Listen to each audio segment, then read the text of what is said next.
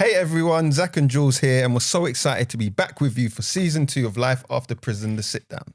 But before we start, we really need your help. Life after prison is nothing without you guys. All of you listening to us, wherever you are the most important part of Life After Prison, and we need to hear from you. And we want to know exactly what you think of the show. Life After Prison is funded by the National Lottery. And for us to be able to secure more funding, keep the project going, we need to be able to prove to the lottery that you, the Life After Prison community, are loving exactly what we do. And that you want us to keep Life After Prison going forever. Forever? Forever, ever. Forever, ever. So we've made a small feedback form. It's totally anonymous. We'd be so grateful if as many of you as possible could please complete the form. It will take you about 3 minutes to complete, and it will help us out so much. You can find the link to the form in the podcast description or our Instagram bio and on our website, lifeafterprisonpod.com. Again, thank you so much and enjoy the episode. Yeah. So, Zach, did you ever think that you would end up in a gang? No, because we ended up being a gang, but we started off just friends, just hanging about, chilling on the block. And then that got attributed to us anyway, and then we just kind of ran with it. So it's like you get the label and then it just becomes what it is. And it's like, all right, we're a gang then. So you were friends that became Just a friends. gang named by others? Yeah, kind of thing. And then we just ran with it. But just mates, chilling out. Yeah.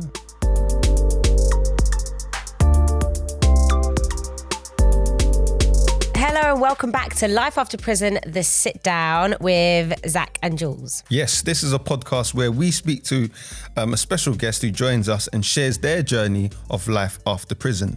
And today we have a youth worker, an author and community leader, Nequela Whittaker. Hi, you all right? I'm fine, thanks. How you doing? Yeah, I'm good, thank you. Thanks for joining us Yeah, today. thank you very Yeah, much. thanks for having me. So Nequela, for those who don't know who you are, can you tell us a little bit about yourself and what you do? So I'm Nequela Whittaker. I'm the CEO of an organisation called Committed Empowered Original Youth Service, which I'm the director for. I'm a youth worker, so I'm a JNC qualified youth worker. I got a 2-1 degree in Applied Social Science, Community Development and Youth Work. I'm a frontline youth worker. I also do presenting in my spare time, but most of all, I give back to young people through youth projects and managing programs that will help better girls and young women in the community. Wow. That's a list, Nequela. What motivates you to do all of those things? When I was in prison, I said I'm going to become the changer in the community. So that's what I've done. I've changed my own path to be able to show young people that change is possible, or there is like life after prison, innit? There is opportunities, despite the fact that we've potentially got a criminal record. It isn't hard to change the narrative, but you just got to keep working and consistency, innit? Definitely. Love that consistency. Where did you serve time? So I served time in Scotland. So I went to Cortonville, in Scotland. I was a drugs mule in the whole country, and I ended up in Scotland. What was Scotland prison like? Do you know, it was, I always say to everyone, it was the best time of my life. It was the big T, call it the big T. Reason being, it gave me time to look at where I wanted to place myself when I came back to the real world. It had time for me to connect with Nequela instead of that alter ego that I was running with in the streets. So it allowed me to leave that whole South London bad girl attitude, that negative behaviour in South London, and embark on a whole new journey, which I took the opportunity to make a good thing out of a bad situation. I mean, Scotland's very different, so it definitely took you away from. Yeah, but it was a nice different, because there was other people in there that didn't have the understanding of what another world was like from beyond Scotland, innit? So it was nice to go in and educate. It was nice to learn about their way, their culture, how they live their life. As a young person, it was an eye-opener for me to see, prison's light work, but it's not somewhere that I want to come back to. What was it like for you in there then? Well, beginning, I thought this was a doddle. Like, you get on the Care Bear ward, pool table, all of that lifestyle. The cell was nice, and went down to dinner, and it was like, whoa, like I'm in some zombie land. Like, what the Okay. hell is this?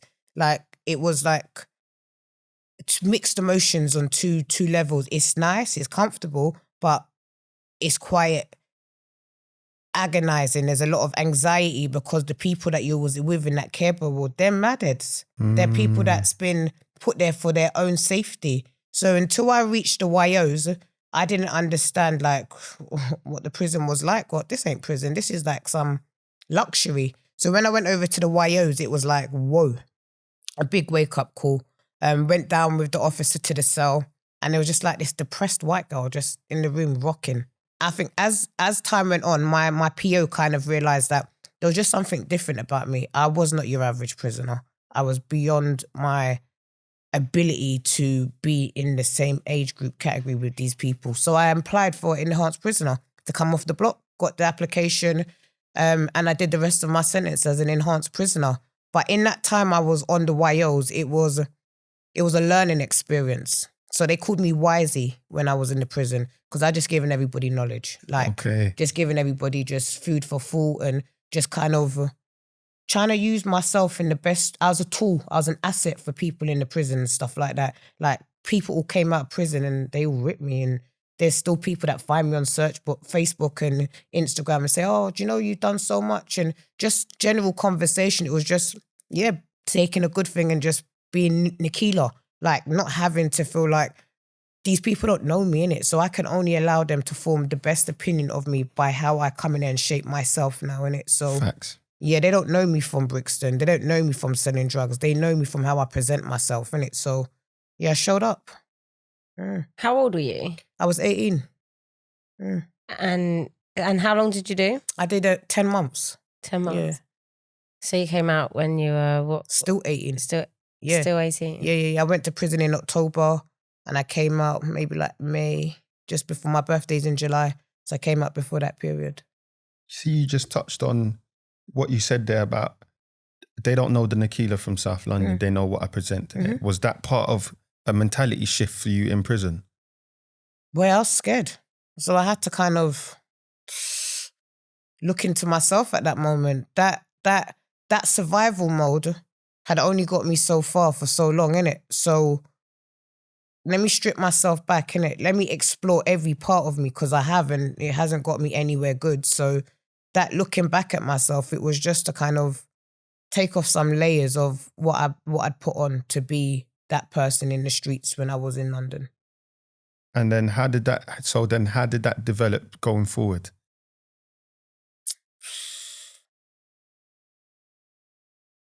Confidence. Okay. It allowed me to have confidence in myself and in who Nequela was, innit? Not the person that I'd built myself to be. It was, I don't know, it was self-fulfilling, innit? To kind of be in an odd space, have fears, be scared, but also be vulnerable, but also turn it all around and not even show those complications of me being scared in that space, because, well, everyone most probably is scared. Everyone's been taken out of an environment they're comfortable with. Yeah. They know everyone's going through some sort of struggle or addiction. So it's like, raw, like we're all the same. We just can't judge everyone's crime. We're all the same in there. If you don't like a man's crime or a woman's crime, you just keep yourself away. But you can't look at me any less than you could. We're all in there for a crime. 100%. So that's the kind of mentality I started to think on, innit? Those that I didn't agree with for their crimes and stuff, I stayed away. I didn't have nothing to say about them. It's not my business. But that's how I kind of traveled through it, innit? Minding my own and being nice to people, innit? Like treating people how I would like to be treated, gaining that level of respect from prisoner to prisoner, but also officer to prisoner. Because some of them officers have a really dirty attitude, innit? And they think because you are in here, you must be treated a certain way. That's and it's true. like, let's not lose ourselves. We ain't going to do that now. So it's just kind of still kind of realizing you are human, but unfortunately you're in the most worst conditions for to be even valued as a model human being, innit? So just taking it like back before prison a little bit, how did you get involved with gangs? So how did I get involved? It wasn't even gangs in my day. It was friends. Like, so I say to everyone, I'm a South Londoner. I go everywhere. I'm a Londoner. When I was a young person, I was never limited. My friends, we was not limited to where we could go or anything like that. It was, I don't know how to put it. It's like, you have a building and you got all these young people that go to this building. Take the building off of that hat of young people, you then form your own community and network in it. And then from whatever it is, outsiders start to look at that group of people as thugs, hooligans, gangs, cliques, crews, and so forth, innit? And then once the community and other people start to see you, is that you then say, you know what, we might as well look up and put a name on it. We might as well start to own it. So with that being said, I was a part of just friends. It was just boys and friends in different groups. It wasn't you naming it a gang. It was everybody else. It was the community. Yeah. It came from the community. It came from outsiders in viewing us as a group of young people who were leading to gang or crew activities, innit? But in terms of like my whole gang activity, it started from school. So like I went to a school out of the borough. So for me, I went to a school that was 14.2 miles. It was 7.1 miles to get there and 7.1 miles to get home. So that's quite far. Yeah. To even for someone to commute to work. So as a young person, I'm commuting. So for me, it was being an outsider coming from a certain particular area, going to school in Croydon, which back in the day, Croydon was classified as out of London. Yeah. We had to find a way to protect ourselves, those girls that weren't from the ends. And that's how it started. So it started off as a W2R, we're too raw. And that was just like 3 friends that didn't come from Croydon. And we protected each other. And then it went on to where I used to hang out with boys, the boys group, in all parts of the area. Just every part. And then eventually it just started to get to a point where postcode wars came in and everybody within that postcode started to name their group or name their people they was rolling with. And it started to come like that. And then it became a point where the boys or the man then was asking like, well, you lot can't really hit a girl. So it was like, right, we'll be the enforcers for you lot be the enforcers for us. So you have the boy version, then you have the female version. But most of the time it was myself using my strength and power in a negative way to kind of lead young people to be ambiguous and grow before our age. Initially, we was doing things that half our parents haven't even done or would even think about doing. That's what we was doing as young people in a particular group, innit? Tell us about this group that you had. So like, what were the friendships like? What was like home life like? What was growing up like? What, for me? Yeah. Yeah, home life was,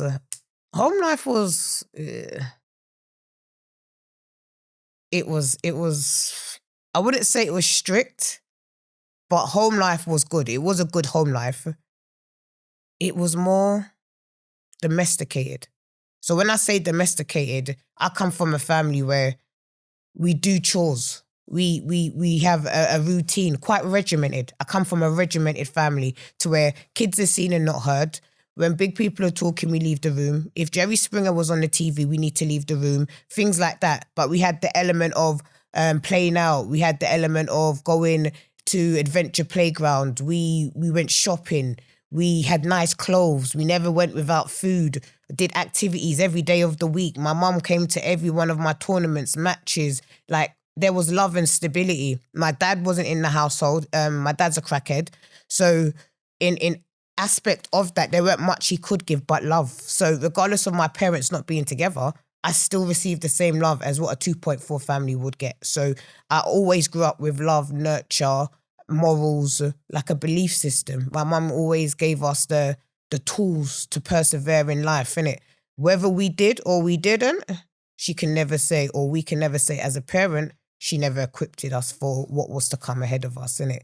Okay, so that's the person that that's how you're brought up. Mm-hmm. How did that translate into your friendship circle then? So my friendship circles, I had bare friends. I used to go, so my mum used to drop me to, I used to be babysitted in Toes Hill. Okay. So I had friends from Toes Hill. So when I used to live, like, go out in the weekends and stuff, I never used to hang around in my own area. I used to go over to, so I used to ride my bike from Clapham through Nottra, down through Blenheim, then the back, boom, I'm in Josephine Avenue, boom, I'm in Toes Hill. And I used to hang out with Lower Toes Hill, Upper Toes Hill. My school friends and that went there. Okay. So I had that connection. Then I had my friends that lived on my estate, my Clapham friends. Then I had the YTFL youths, the Wandsworth Road guys. Then I had the Clapham Junction guys. Those were my friends. Then I had my school friends from Croydon. So I had a vast group of friends. Then I had big people as friends, which was just unconventional. But I had big men friends, people who used to give me drugs.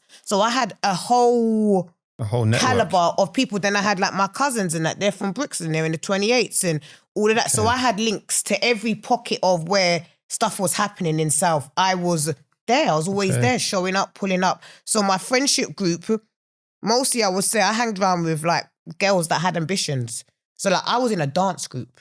Like I used to go youth club every day of the week, and the main girls that I hanged around with, those are the ones that could come to my mum's house, and they were dancers. Okay. I'm not even gonna lie, my friends were dancers. They did, and I only started dancing because I was the only one who was doing nothing productive. You get me? So every time we went youth club, I was in a girls' dance group. All my friends was in a mixed dance group. I was in a girls' dance group. I was like, oh, used to do like competition, street dance weekend. I was involved. I was doing so much.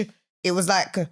Yeah, my friendship group was productive. I must say that. None of them sold drugs. None of them was like involved in that. Their parents gave them money to where they was a bit more squanderish with it. You get me? Wherein I didn't really get pocket money like that. I got what I needed, but not the stuff I wanted, innit? So your friends that, so the friends that did like sell drugs and do all of that kind of stuff, is that how you kind of got led down to ending up in prison, or is it something completely different? I chose to sell drugs. Yeah, it weren't my friends. It was my own choice. If anything, if anybody was selling drugs, it was because I put them on. No, but like how did you end up going to prison? So I started selling drugs from when I was like 13, 14. Started selling weed, then started selling crack and heroin in the community. And then like older people, I used to buy drugs off the olders. And then eventually I got introduced to this drugs gang, and I started doing drug drop-offs for this gang. But I was introduced by an older woman that linked me in with this Jamaican drugs gang. And then from then I started doing county line country drops. I was doing drops within the community, drops from other parts of London to other parts. And then I started to get more entrenched into it. But initially I had my own pebble line. So I used to pebble in the community. So I used to shot in Brixton, Streatham and Clapham. So that was my little parameter of like, I used to shot. I used to dot it out. So I used to do pebbles per night. So by eighths of crack, cut it up, dot it up for a night. And where I lived as well, there was a big crack community, a drug community on Cedars Road near St. Mongols. It was rehabilitating for those who was trying to have a life off the drugs, but it wasn't working. They was just misusing the service. And that's where I say I come up, to be honest with you. That was my come up, befriending those who were taking drugs and preying on their vulnerability. But at the time, I'm a child, so they're preying on my vulnerability as well. So goes both ways. We're all playing the vulnerable part, innit? Do you feel like there's certain like parts of the way you were growing up, or I don't know, just certain things that created this mindset, or do you just think it was... No, I just wanted nicer things. You get to a point where like basic isn't enough, innit? So when you're different and you got stuff going for you, you stand out quite a lot, innit? So when you're standing out, you don't want to be just standing out in the basic old things, innit? I didn't want Reebok ripples from East Street no more. I didn't want that. I wanted 110s, I wanted TNs, I wanted tailwings, I wanted nicer trainers. And just, when you go to school, we're all wearing the same uniform. But when you look down on someone's foot, that's when you know, So that's what I was about, innit? I don't come from the area. Like certain things I wanted to do as a young person. My mum never let me perm my hair. I had hairy legs. I weren't allowed to wear tights because it was seen as that's a big woman's thing. So I was grown as a child, innit? So when you come out into the wider world and other young people think, oh my God, look at that. You're not doing everything like the other people. You become a victim. And I was that young person. So I had to change it up, innit? Like, there's two types of people in this world. There's people that takes rubbish and there's people that don't take rubbish. I took rubbish. I had to learn to understand what it was like not to take rubbish. And once I came to that person, it all stopped. But I gave the world a chance. The world didn't give me a chance because everybody wants to trouble someone because they don't look this way. But all it boils down to, you're not happy in your own skin. That's why you're out here troubling somebody else. But if I understood that when I was younger, I would have still continued to be consistent in fighting my good fight as opposed to conforming to everybody else's way, innit? Okay. You would have found a different way. That's deep, man. Yeah, definitely. I conformed just so I weren't a victim. A lot of young people are doing that now, innit? I was going to say, maybe that's part of the reason why situations are like they are right now. A lot of confirmation, yeah. So when was it that your mindset changed from doing that kind of stuff to now? I'd say my mindset, it changed 10 years ago. Yeah, I'd say 10 years. Properly 10 years ago. So I started CEO youth service 10 years ago in October. And I regressed. When I came out of prison, I regressed. I'm not even going to lie. You know, sometimes you say you got to go one step back got to go 10 steps back to move one step forward. It happens. Yep. And I regressed. I went back to selling drugs for a little bit. I started linking with certain people to try to make that bag again. I mean, that must have been a lot coming from Scotland back. Did you go back to Brixton? Yeah. Came back to the ends. How did it feel when you... I came back like, I was speaking Scottish. No way. I don't know, Ken. No. Everyone was like, what is it? Yeah, I was speaking Scottish for like 3 solid months. Like, but everything was I. So it was like a whole new culture shock. But it was like, just came back into an environment that we know it's the same, innit? Take me out and put me back in. They're still going to see the same faces. You're still going to see the same people. Still going to see the same shots. Did you prepare yourself? Did you know that? Like when you were getting released, did you think, right, I'm going back to where I'm from? What did you think? How am I going to do this? Okay. Like, how really am I going to do this? There's zero. Like, you leave with that money, what they give you, innit? Your little travel card. There's zero. Like, what the hell? Like, my people can't help me. Like, no one ain't coming and saying, yeah, Nick, here's a bag, going, let alone giving me a $5. Like, you can give me food and love and wash my clothes and that, but what I need to move forward, nobody cannot give it to me.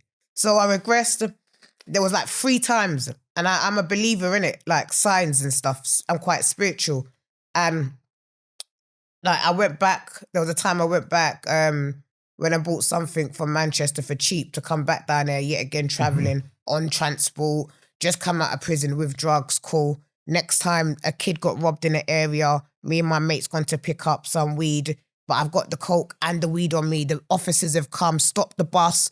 If the boy and the mum didn't come around the corner and say, no, it wasn't them two, what would have happened? Then the 3rd time I'm in a trap house. And you're on license, right? No, I'm not on license. I did my whole thing. I'm not owing no one anything. Okay. You do the crime, do the time, innit? It's how it goes. Okay. And then last time I was in a trap house with one of the substance users, because I used to hang around with one of them because he was cool. You get me? I've known him for quite a while. He's helped me with quite a lot of stuff. But when I wanted to hit the strip, I didn't need to hit with everyone. I just go with one person and that's it. Everything's done because he's the main person. And the trap house got run up him. I had to phone my cousin. They were letting us leave. And I came out. And yet again, it's not what you know, it's who you know, innit? I'm the only female in there. There's like 10 smokers. And I'm like, there's something weren't right. Sticky situation. Very sticky situation. Because about 10 minutes before that, I said, let's leave. Next thing you know, the place is getting done over. And I came out vomiting everything. I said, I'm done. Wow. Done. Gave the guy all the pebbles in my mouth. Here you go. Yeah, done. yeah. Like, I can't do this no more. And then I embarked on youth work. Started that journey then. Wow. So when you were inside, you didn't plan. You didn't plan for when you got out. No, just going to be the change in the community. That's all I said to myself. But the change happened from when you were. The mindset happened when you were in. Yeah. Okay. But obviously in reality. It's different. I could only put words to action when I come out. But my mind had set that I'm going to be the change in the community. Well, that's amazing. No one tells the truth. Nothing happens. Things are really hard to just happen like that. You know, we think about things and this is what we want. And then you're in reality, and you just got to go with how the world goes. You know. So yeah, that's So from that moment, then so the moment where you said, I'm giving this up now, I'm done. But you've got that mentality now. So how do you stick to this change now? I'm done now. I'm going to move forward.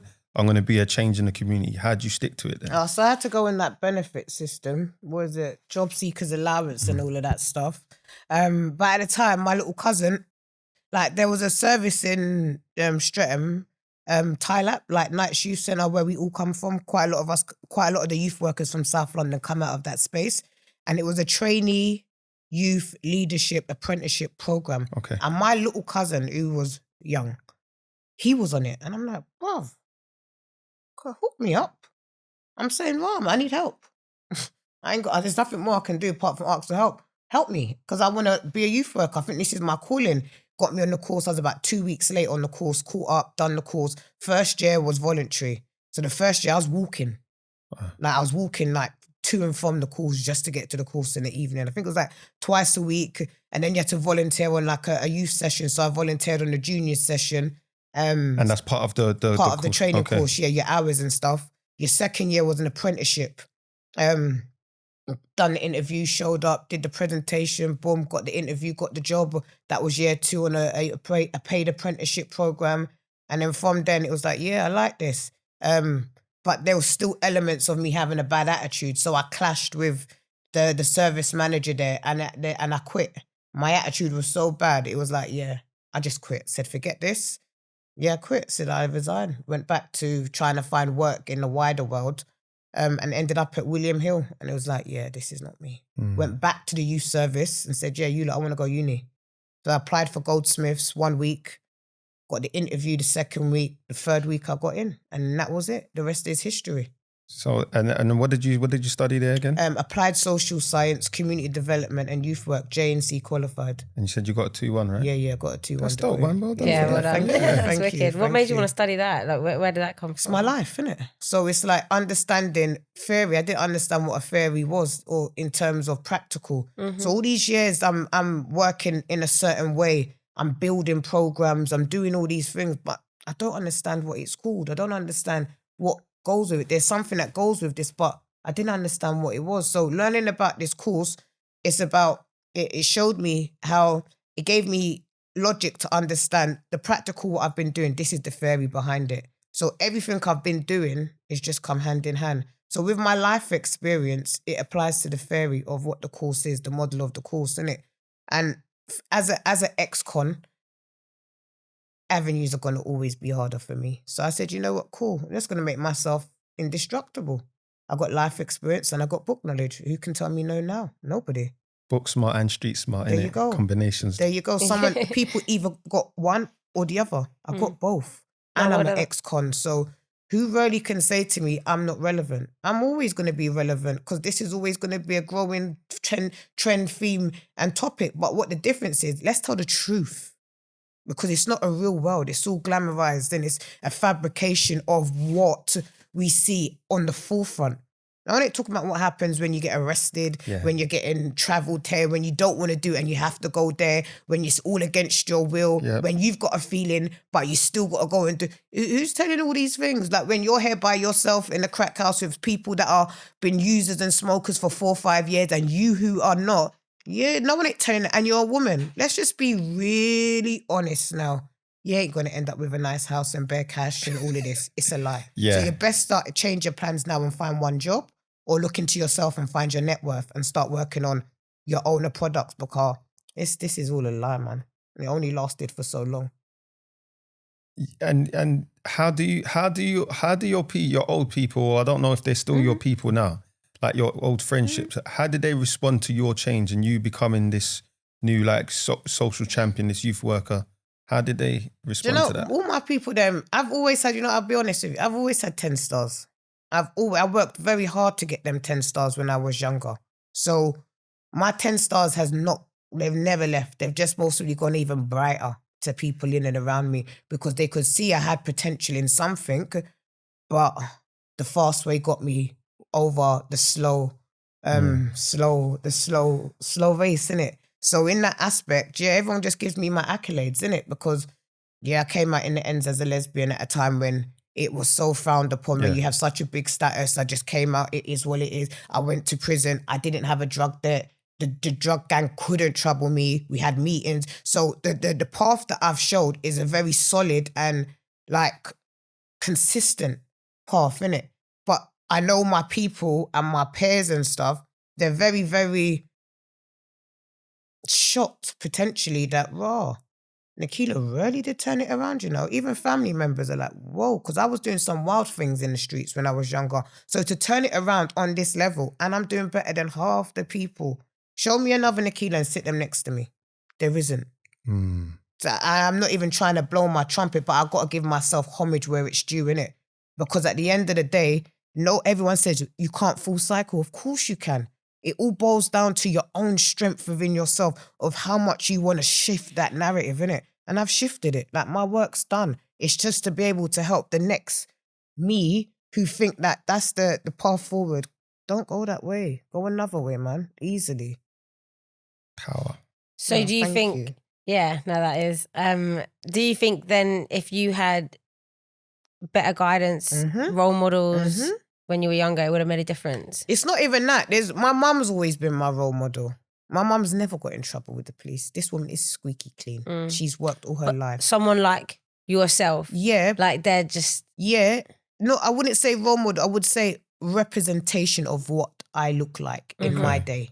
Because back in the day, all the youth workers were white. All the youth workers were coming from rural settings. Oh, we're going to do this inner city life and don't understand what inner city kids go through. Yeah. So it wasn't a matter of, we had those people there. We had them. They were there. They were just the wrong people.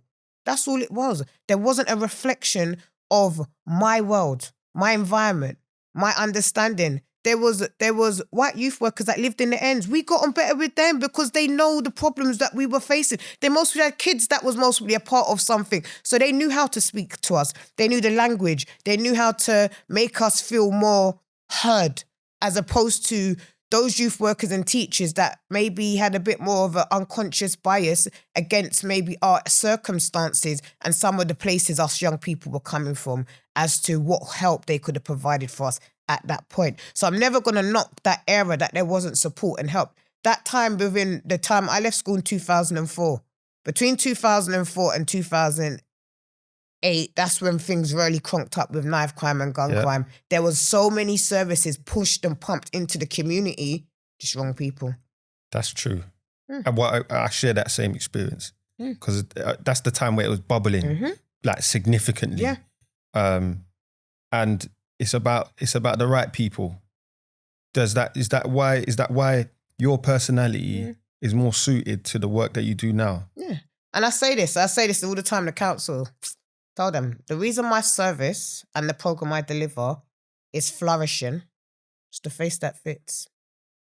I'm not going to stop saying it. And I've been a part of the service. I was the problem 20 years ago. I'm now part of the solution. So for me to now be on this side and understanding what the issues are, get the right people to do the right job. That's all it is. And then the work will be done a lot more easier because you're using pillars back of the community to come back in and face the issues that they once were a part of, came from, and they understand that demographic, innit? So it's just about the vehicles everybody's using, innit? But yet again, it's about upskilling us ex-offenders to be able to say, do you know what? Yeah, I can do as much as the next guy. There's maybe not enough people in this position who want to keep climbing the ladder to say, boom, you know what? This is the end goal for us, innit? We're at the ceiling. Right here, let's be able to reflect it back down to the lower ground, innit? So it's the face that fits. How does it feel to be able to say that, or like, how does it feel to be a part of the solution that you are part of a problem? Boy, it's a shame to know that I could have been a contributing factor to some of the examples our era or my generation have showed or left the mark that's been trailed on for these generations to now see in terms of serious youth violence. But I think it's really nice to just kind of know that I can shape another narrative for some young people who have hope and ambition of potentially steer in another direction or falling back in love with the things they fell out of, their hobbies, their interests, their desires, their goals, their career paths that they were pursuing on. So it's nice to know that, yeah, there's some work being done, but is the problem's bigger than you and I. So I'm a big fish in a giant pond, innit? And we can only do what we can where we can. So it's nice to know that, yeah, I can make a difference somewhere. You get me? There's a lot more work to be done, but the difference that I have seen and been able to make, yeah, it's been beautiful. I love that. Just the fact that you managed to turn it around from that is helping somebody anyway, you know? And now on top of everything that you're doing, it's incredible. Thank you. Well done. Thank you. Do you find it like challenging to like maintain this new, I'd say new, but the person that you are today now, do you find it difficult to maintain it? Are there any challenges that come with it? No, do you know what it is? I was always Nequela. Okay. But society and the world made me have to become something else. So that alter exterior became Nix. So for many years, my name was not Nequela. I would show up, no, Nix. Everything was Nix. That was when I left my house in the morning, it was like I put on this armored body and you could not call me Nequela because no one don't know who she is. That's something that... So was that hard work? Or is allowing myself to become vulnerable and not being able to always defend it? Because Nix is like hard, cold, don't give a damn about anybody else, just is what it is. Nequela's like sensitive, loving, like emotional. So when I started to see the world was taking liberties with that side of me, Nix was just like, no.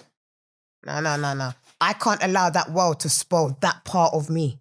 They've already made me spoil myself because of how things and people are coming at me. That part of me is like, that's Pandora's box. Like, once I lose that part of me, my identity, describe yourself in 3 words. I'm quite easily, I'm sensitive, and I'm loving. That's Nequela. So for me to have to re-engage with that person, I really had to address Nix, innit? But what made me be able to put myself to the front of the shelf was when I wrote Street Girl. So when I wrote Street Girl, that laid me bare. That was the evolving of who Nequela Whittaker was and is in terms of Street Girl, because I bared my whole life in that book with fears of scrutiny and judgment, but who cares? It's my story. Like, at the end of the day, it's some things for some people ain't gonna like. But from when I've told my truth, and from that's allowed me to then re-find myself. Yeah, that was the best part of the developing and growing for me. Leaving Nix where that was and evolving and embarking on a journey with Nequela, that was, still is beautiful. I'm still on that journey. Like, I'm Nequela Whittaker, innit? I'm not nobody else. I'm not a character who's protected. I don't have an alter exterior. I've left that in the epitome of the streets from when I left that lifestyle alone, innit? So, yeah, the journey's it's bigger than me at the minute, to be quite frank with you. But yeah, it was something I didn't think I could do because it's showing vulnerability, innit? And who wants to be vulnerable in society's eyes, innit? But that's especially honest though, innit? And especially at a time where you didn't want to show any vulnerability and you wouldn't because you're protecting yourself. That's massive. Yeah, massive. You know, being involved in that lifestyle, sometimes you can't be vulnerable. No, not at all. At any moment, because that's when things can go wrong that's when or whatever. The trouble comes, innit? So, like, even when you're just talking about, I can see it gets you a bit emotional. Like, I really want to touch on like what it was like unpicking Nix. Like, for someone who's listening or watching now, like, who has that similar scenario going on where there's the alter ego. What was it like unpicking Nix? Mate, it's bloody hard work. I've still got traits of it in me. I'm never going to say I'm fully like a new reform. There's still traits. It's that saying, innit? Take the girl out the street. You can take the girl out the streets, but you can't take the streets out the girl. You can take Nequela out, Nix out Nequela, but it's still going to be in there to some degree, innit? But what I'm learning is how I unpicked it was looking into myself, innit? My mum always used to say, my girl, you need to dig deep in your soul. You need to look into yourself. And I always used to think, this woman's always telling me to look into myself. I don't know what the hell she's talking about. Like, you're really getting on my nerves. Like, how can you look into yourself? What do you mean? And then when I got it. Like, when I went to prison, I got what she meant, innit? Like, I need to look at myself from within. What am I allowing out? What does that look like? Who am I from inside out? Don't just look on the outside. Who am I deeply within me, innit? And that for me said, I'm not Nix. I'm not this person that everyone thinks I am. I'm Nequela. So when I started to address that, who is Nequela? It made me start to look at why I've put this protection on me, this armor on me. Who is it benefiting, in all honesty, and what I've lost from this bravado of being this hardened character that really I'm not. I'm just a bit of an introvert, quite a bit of a nerdy person. I just like to be by myself. Now, going to prison allowed me to love my own space 100. So it's like, who am I now, innit? Who is this person? So once I started to understand that, it started to make me look at the things I can work on. So that's my attitude. That's my behavior, the places I put myself, people I put myself around, the crowds that I'm with, the temptations that may come when I'm with certain people or particular things, or when I'm doing certain things. So it started to make me just look at me as a whole. Like, what could a new character of me look like? And I started to work towards that, innit? Like, putting myself around positive circles, starting to like read and like do different things that just isn't what the norm of what my friends would expect if they said, oh, what was Nequela doing tonight? So everyone must think I'd be out dancing, bowling, having a drink, food. No, I'm just in my house enjoying me, like just peace and quiet, like no sounds, just the environment. And once I started to understand that, it made me learn to love myself. And I think once that love started to come, it started to push out that negative, hate, or that feeling where I wasn't happy with myself. It started to move that away. I started to do things that was more self-fulfilling, innit? So picking at it is looking deep at what that person is, what attributes is that them two different characters bring. If they can align, they align. But sometimes it's one or the other. And for me, it wasn't aligning, so one had to go, innit? As I'm getting older, like, it's not cool, innit? You mentioned a book. Mm-hmm. Can you tell us a little bit more about that? And also what else you're doing right now? So Street Girl, I self-published Street Girl in 2016. I turned it into a play. So I produced it back for the community over 3 nights. And Street Girl, it's a book that it tells a story about how a young girl from South London becomes a product of her environment. And it talks about family breakdowns. It talks about like my affection and my time with my dad, my memories at a time when I was sexually abused, gangs, bullying, prison. It talks about a whole span of things that a lot of people can relate to in life because they've either experienced it or they are gone through it or some shape or form. They can share it with someone or know someone who has, innit? So the aim of me like sharing Street Girl, it was only to change my own life, you know? Because in life, you never know when something's going to go wrong, innit? In terms of memory, I always wanted to have a recollection of what my life is because I'm still here. And that was documented through Street Girl. So if I ever perish, I know that there's something that I've left which is tangible that everybody can get to know about me. So my aim was just to change my own life. And yeah, it seemed to have helped other people because everyone wants to be holding on to the truth. And the truth is that, yeah, let's just be real. Drug selling and this gang culture and this way of life, it doesn't end well, innit? So yeah, let's amplify modeling behavior, innit? And I don't mind modeling that behavior because my experience of it wasn't the best. And hopefully another young person doesn't incorporate what I'd had to go through, all because of the fabrication and the glamorization of society. So yeah. Thank you for writing it. Thank you. Would you do a play again? Would you bring it out another series? Yeah, I'm trying to, you know. Okay. I am. I'm trying to. The last one we put on, it was all self-funded, innit? So yeah, I am. I've already put it out there that it's coming for 2023. So Okay. I've got big bar to fill. Well, let us know when that. Definitely Yeah. will do. And Definitely will. is there anything else on the cards for the near future or things that you got planned? So everything I do is youth work. So young people, youth programs. I build a lot of projects and stuffs and delivery. So I do a lot of frontline delivery on issues around gender bias. So I build a program called Being Different. I deliver a program. I work quite closely with the Northwest London BCU. So I do a lot of stuff with the police in terms of knife crime, county lines, gangs, recruitment in schools across the borough. I do a lot of talks across the country.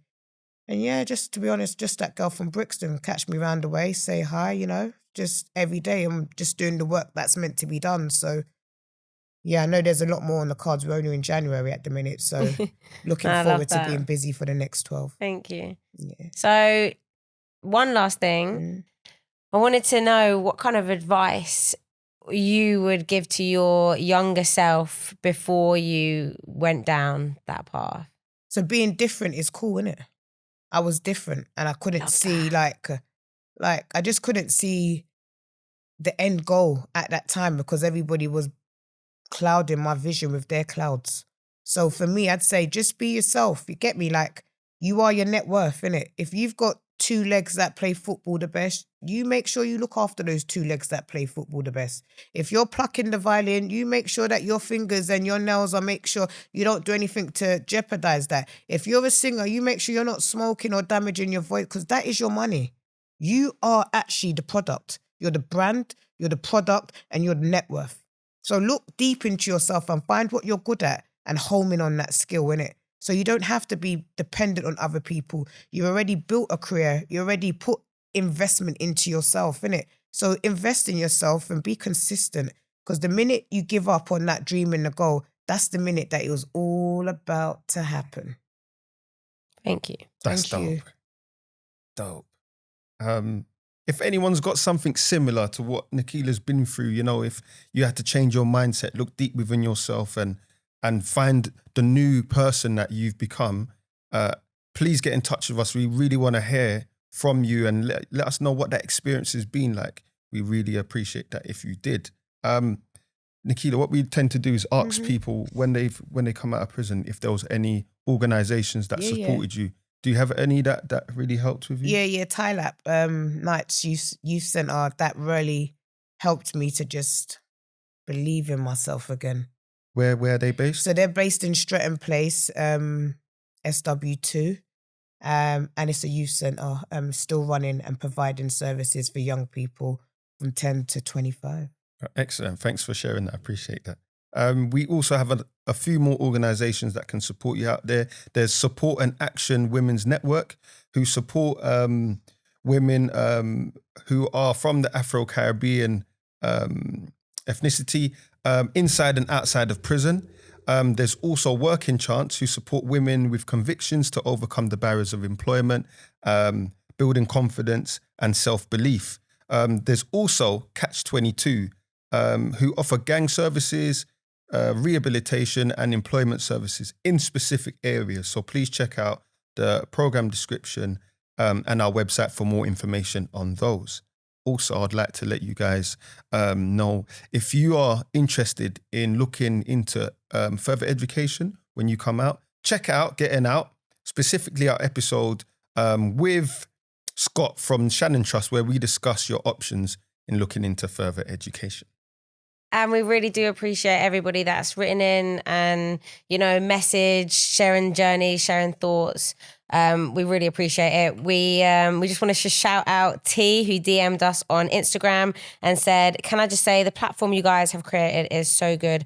I've been contemplating doing something similar myself prior to this being established. Okay. Love that. All right, T. Well, start it. Yes. Like, start the thing. Yeah. Wish you all the luck with that. And when you do start it, holler at us. Like, I'll jump on. It's nice to know that, you know, on the same mindset and path and all trying to support. So, yeah, thank you. And if you guys want to reach out to us, please do. You can DM us on Instagram and Twitter at AfterPrisonPod, or email at podcast@prison.radio, or you can even write to us at Life After Prison, National Prison Radio, HMP Brixton, London, SW2 5XF.